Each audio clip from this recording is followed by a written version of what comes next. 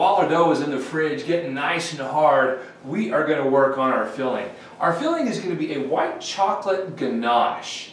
Essentially what you do is you take a 1/4 cup of cream to a couple tablespoons of butter. You want to put these over the stove and bring them just to where they start to bubble up. You want to get that butter nice and melted. And then what we'll do is we'll take that and we'll add that to our white chocolate that I've got in the bowl here. While I'm breaking this up, we're going to talk a little bit about why we're using white chocolate instead of anything else for the filling. As we mentioned earlier in the video, shortening is traditionally, trans fat is what's traditionally used in the middle of sandwich cookies. Issues with trans fats all over the news, biggest being it can raise cholesterol level. But with cocoa butter, studies have shown that cocoa butter has no impact on your cholesterol level. In addition, cocoa butter, the saturated fat of cocoa butter is, the biggest majority of it is called stearic acid.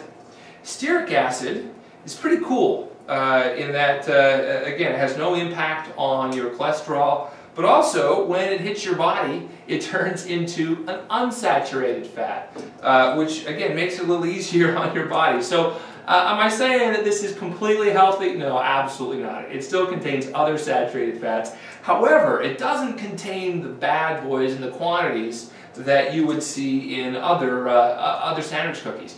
Think of it like if you're going to get in a fight and you've got your choice, pick the scrawniest little guy so you don't have to worry as much about what he's going to do. That's kind of what we're doing with the white chocolate.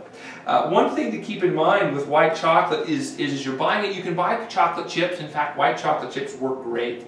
One thing to watch out for is check your ingredients to make sure that the white chocolate is in fact cocoa butter and not hydrogenated palm oil, because then you lose all the health benefits that you get from using just standard old white chocolate and cocoa butter.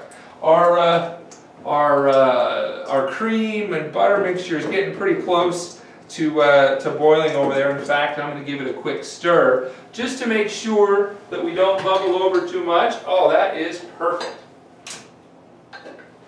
Butter is nice and melted. The cream is on the floor and now in the bowl. We're going to add that to this and just mix it around. Now, when you are mixing candy, don't use a metal spoon. The reason being is metal tends to conduct heat better, which pulls it away from your candy. And what we're trying to do here is melt this evenly and consistently so that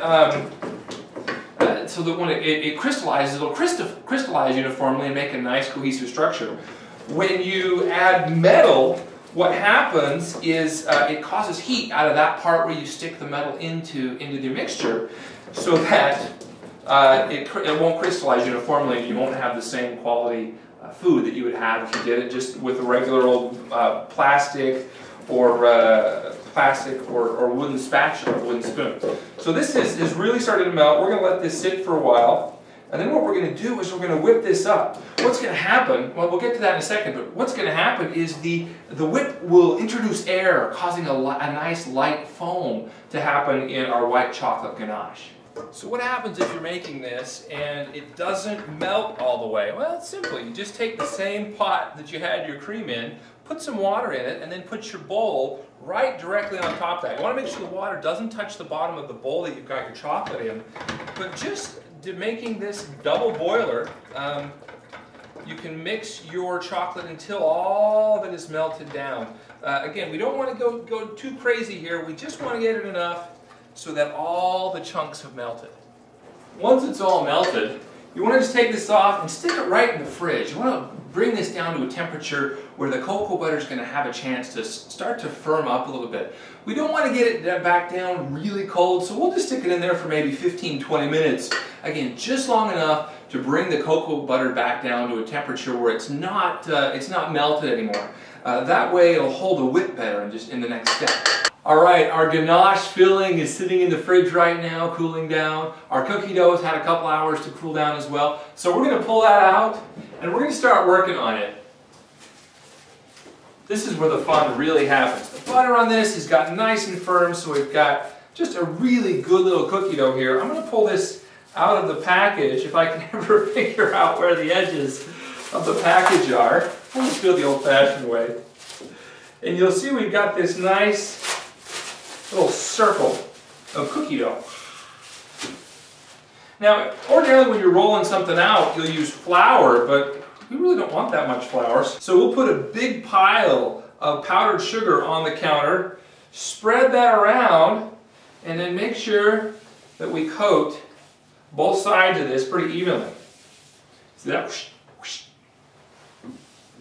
Then we grab the handy-dandy rolling pin. Let's try that again. There we go. We used to do that a lot in the kitchen. We'd spend time seeing how many flips we could get on that. Now, there's two ways. The easiest way to roll this out is to go one way and then go back the other way. Because when you go this way, you're going to get little peaks and valleys. But then by going back and forth across it in both directions, you'll smooth out those peaks and valleys and get a much more consistent looking dough. It's about a 1/4 inch thick. Now comes the fun part, just taking a regular old cookie cutter. Now, if you don't have a perfectly round one, there's a few different things. You can go different shapes. These kind of shapes are always fun. They make biscuit cutters where one side is fluted and the other side is round. And last but not least, just use a regular old measuring cup and push that down, and that'll make a perfect circle. I picked this up at the local specialty shop for, I think I paid $1 for it. But you'll just go through and cut circles in a nice little pattern, trying to use up as much of the dough, trying to get those corners of your circles as close together as possible. And we'll go through and we'll do this whole dough, and then we'll take the dough, ball it back up, roll it back out again, and do it again until, and we'll just keep doing that process, creating these little circles, until all the dough is gone. Then what we'll do is we'll take these little circles and put them on a parchment, or I've got what's called Silpat lined baking sheets. And we'll throw this in the oven at 350 for about 11 minutes. Our cookies are done. First batch is done. We're going to pull these bad boys out of the oven. And oh my goodness, they look fantastic. We're going to immediately transfer these to a cooling rack so that they have a chance to sit down. We don't want them to cook any more on the pan. So we'll let these cool until they're room temperature. And then we'll come back in just a few minutes and I'm going to show you. We're going to put it all together and make a fantastic sandwich cookie. Once the cookies have had a chance to cool, we're going to take the ganache that we made earlier out of the fridge, put it back in our mixing bowl, and then give it a little whirl. And I'll turn this off so you can hear me. What we're trying to do here is incorporate air into that ganache. Plus, typically what happens when it's sitting in the fridge is some of the cocoa butters might harden up different than some of the other parts of it. So by whipping it back together, it's going to incorporate air, give it a lighter texture, going to make it easier to spread because the action of the beaters is actually going to warm the cocoa butter up a little bit with the friction, making it easier to spread. Now I pre-whipped this, and all you got to do is the final step is just take your spoon, put some of this delicious ganache in the middle, top it with your sandwich cookie, give it a little spin, and it is delicious. Now this recipe, your mileage may vary depending on how thick you roll it out. This one made about 19, would have made 20, but I had to, have a couple test samples. This is cookwithpalm.com saying thank you for joining me in my kitchen. Gosh, it's so good. You're going to love making these. You're going to be the hit of whatever you take them to. Oh, I know my mom said never chew with my mouth full. This stuff is so good. I just can't help it.